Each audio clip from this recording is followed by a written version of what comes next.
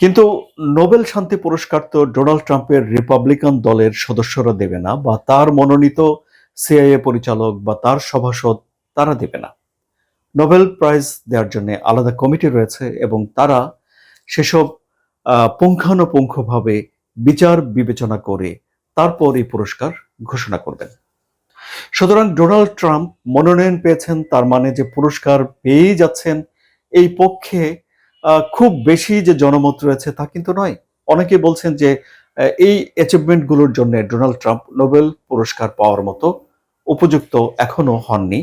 আবার অনেকেই দাবি করছেন, বিশেষ করে তার যারা পক্ষের সভাসদ, তারা মনে করছেন যে ডোনাল্ড ট্রাম্প এর আগে একাধিকবার নোবেল পুরস্কার পেয়ে যেতে পারতেন।